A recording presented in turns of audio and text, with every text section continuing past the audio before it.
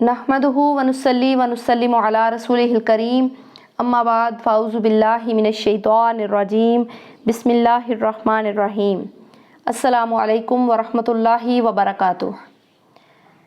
इक़रा अल इस्लाम में खुशामदीद। सच्ची हिकायात के सिलसिले में मस्जिद खैफ का बाकमाल बूढ़ा आज हकायत बयान करूँगी। हकायत बयान करने से पहले आपसे इल्तमास है कि जिसने अभी तक चैनल को सब्सक्राइब नहीं किया, पहले नंबर पर चैनल को सब्सक्राइब करें और बेल आइकन दबा लें। जज़ाकल्लाहु खैरन कसीरा। बसरे में एक हाफ़िज़े कुरान रहते थे जिनका नाम अबू उमरो था। ये लोगों को पढ़ाया करते थे। एक रोज़ एक बेदाढ़ी मूंछ का खूबसूरत लड़का उनके पास आया और कहा, मुझे भी कुरान पढ़ाइए। अबू उमरो ने उसकी तरफ खयानत की नज़र से देखा तो उसकी पादाश में उन्हें सारा कुरान भूल गया। अबू उमरो बड़े घबराए और परेशानी के आलम में हज़रत हसन बसरी रहमतुल्लाह अलैह की खिदमत में हाजिर हुए और सारा किस्सा अर्ज़ करके तालिबे दुआ हुए। हज़रत हसन बसरी अलैहि रहमतुल्लाह ने फरमाया कि हज का ज़माना करीब है, जाओ जाकर हज कर लो और जब हज कर चुको तो मस्जिद खैफ में जाना। वहाँ तुम्हें एक बूढ़े शख्स मिलेंगे जो मेहराब में बैठे होंगे। उनकी खिदमत में हाजिर होना और उनके वक्त को ज़ाया न करना। जब वो अपने औराद व वज़ाइफ से फ़ारिग हो जाएं, उस वक्त अपनी अर्ज़ी पेश करना और दुआ के लिए कहना। अबू उमरो ने ऐसा ही किया और हज करके मस्जिद खैफ में पहुंच गए। वहां मेहराब में वाकई एक ज़ी शौकत नूरानी और पुरजलाल बूढ़े को बैठा हुआ पाया, जिनके इर्द गिर्द बहुत से आदमी बैठे थे। ये भी उन आदमियों में बैठ गए। थोड़ी देर गुजरी तो एक बुज़ुर्ग सफ़ेद और पाकीज़ा लिबास पहने वहाँ आए।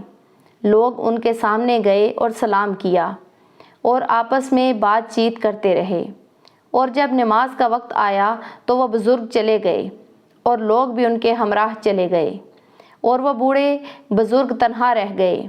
अबू उमरो आगे बढ़े और उनको अस्सलामु अलैकुम कहकर अपना सारा किस्सा बयान किया और रोते हुए अर्ज़ किया कि मेरी फ़रियाद को पहुँचिए और मेरी छीनी हुई दौलत यानी हिफ्ज़ कुरान मुझे वापस दिलाइए।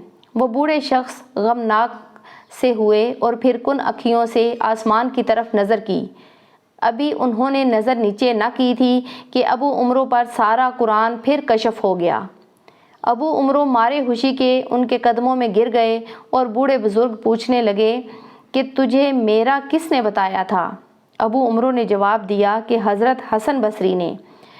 वो बोले, हसन बसरी ने हमें रुसवा किया और हमारा पर्दाफाश किया। अब हम भी उसको रुसवा करेंगे और इसका पर्दाफाश करेंगे।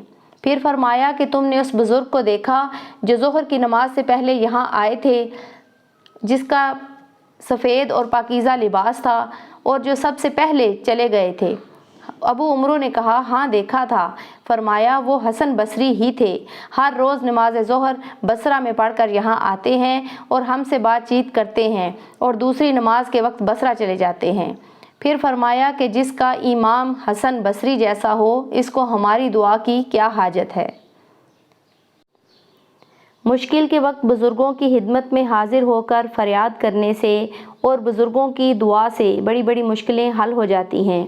और ये भी इस हिकायत से मालूम हुआ कि बदनिगाही से बड़ी बड़ी आफतें नाजिल होती हैं और इल्म दीन सल्ब भी हो जाता है।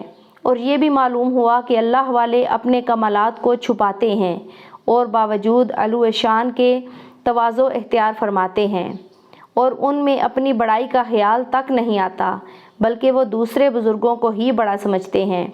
और ये भी मालूम हुआ कि सैकड़ों मील की मुसाफत ये अल्लाह वाले पल भर में तय कर लेते हैं। फिर जो लोग 1 मील तक का भी सफ़र न कर सकते हों, वो इन पाक लोगों की मिसल कैसे हो सकते हैं। सुभान अल्लाह।